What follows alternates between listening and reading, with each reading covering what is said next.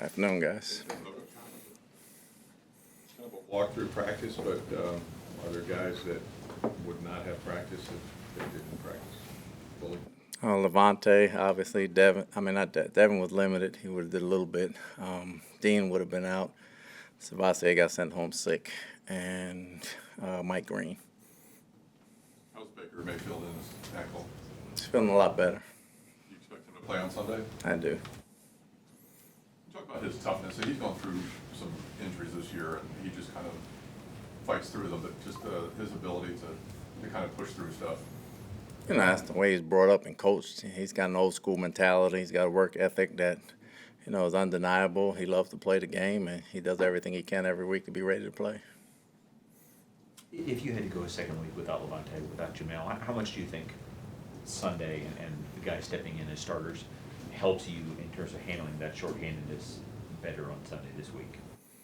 Well, I think they got a week under their belt. So, Savassi got a week under his belt. So, KJ knows how to play ball. So, I think it helps him a lot just getting his feet wet. What are the challenges of facing an interim coach who steps into his first game as kind of taken over the Panthers? Is it kind of like a wild card that you don't know what to expect from this team? Not really. You can't revamp your team in a week, Chris is a great coach. He's been a great special teams coach. He'll be a good head coach. You can't revamp your team in a week, so you concentrate on the scheme. I'm sure they'll tweak some things, but we got to worry about the things we can correct ourselves and then go out and play them and play with and see what happens. When you go through a tough stretch like this as a team, you ever talk to your leaders, like a small group or something, and try to get their input on how to turn this around? Do you ever have a private meeting like that?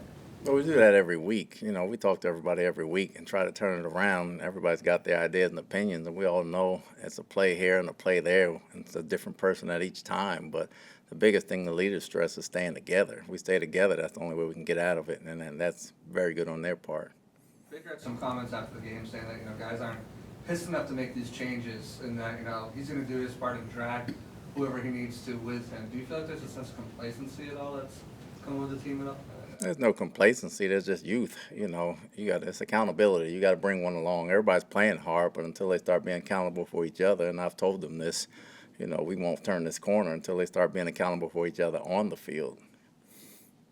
I was going to say, you yielded 6 sacks, the quarterback was sacked 6 times the other day. How much of that was Baker's mobility, or I know he ran for a first down after the ankle sprain, or how much of it was just maybe he held the ball a little too long? There was about 3 of them where we could have got rid of the ball, that we had it protected pretty good. And the other 3, I thought they beat us on pretty good, but we could have got rid of the ball. There was nowhere to throw, but if you can get out the pocket and throw it away, try and do that. You talk about how there's an urgency every week, but given that you're playing a team with 1 win, given the margin of error that's kind of left for your team, do you think there's an appreciation in the locker room of just the immediacy and the need to start a turnaround Sunday and not any later? Yeah, it's got to start Sunday. We don't really care if it was a 12-0 team or a 1-10 team. We got to start with ourselves, and we got to play hard no matter who we're playing on Sunday. The urgency's got to be there no matter who's on the other side of the field. Talk about accountability in the locker room and the youth.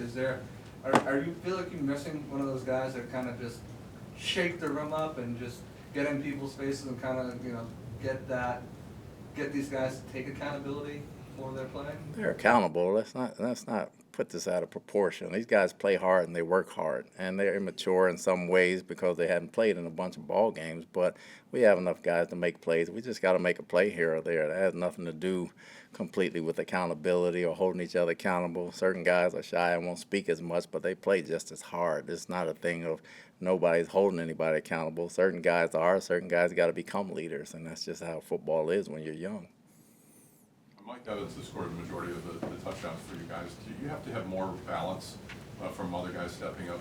Is that maybe the problem you're having maybe in the red zone? That's a lot of times they're keying on Mike, but obviously in the last game he was left open a couple times. But we got to execute. We got to execute. We get down there on the 1 inside the 1 in the first quarter. We got to execute. We got to execute. Can't have penalties at the wrong time. Can't get sacked at the wrong time. It's a group effort. For Mike to have 9 touchdowns, have more than half your passing touchdowns when opponents know where he is on every play, is there a key to having continued success when everyone knows you're a focal point of the offense, if you will? I mean, it comes with being a great receiver and understanding as an offensive coordinator and offensive line what you have to do to get them open and continually go to them. There's a lot of great receivers in this league you see every week that have big games, and you know they're the guy going in. So that's a credit to Mike working. Is it frustrating, Todd, not to get a little more out of Chris? So far this season, I think he's got one touchdown, and you know he's a lot better player than that. Oh, he's definitely a better player, and he's doing everything he can. He's been a little nicked up, but we got to get him. We got to get him in the end zone as well. You know, we got to keep Mike's production where it is, and we got to bring Chris's up to where Mike is. Coach, what can you do on your end just to keep these guys in a positive mindset as you guys fight through this adversity?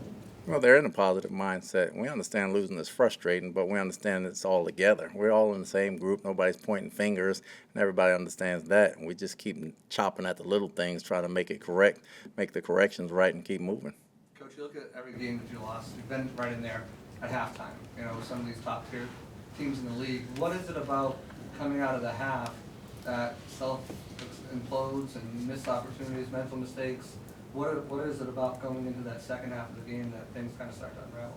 They're self-inflicted wounds, and it's a different guy each time. We definitely got to coach it better, and we definitely got to play it better. We're in these games in the fourth quarter. We're not getting blown out. We just have to start making better plays.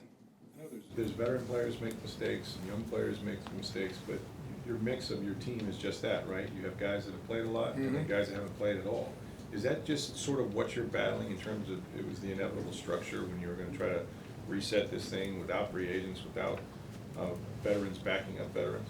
I mean, we knew the young guys were going to make some mistakes going in, but still, they make enough plays to win the ball game. We're not using that as an excuse. You know, the veteran guys here got to continue to play, and some of them make mistakes as well. You know, we can make better coaching decisions. We can make better playing decisions as far as mistakes as players, young and old. It's not just the young guys. It's a mixture. As far as, you know, obviously you say you got to coach it better, got to play it better. The guys are watching the film to see where they can get better. As far as coaching, what do you and your staff do to kind of see where you can make those improvements week in, week out? Got to make sure the guys that can do certain things are doing the things that they can do well. You know, we got to continue to do that, but not without being predictable. We got to make sure we put guys in position to make plays and have a chance to make plays that accentuates their strengths and hides their weaknesses. No one in this room is used to seeing Tristan struggle, even for a quarter or a game.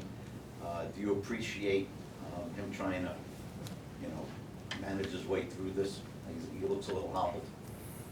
He's hobbled, but it's that time of year. You know, he's not going to make excuses. I'm not going to make any for him. We know he's a warrior. He gave up a few sacks. I expect him to bounce back this week. Anything else? Thanks.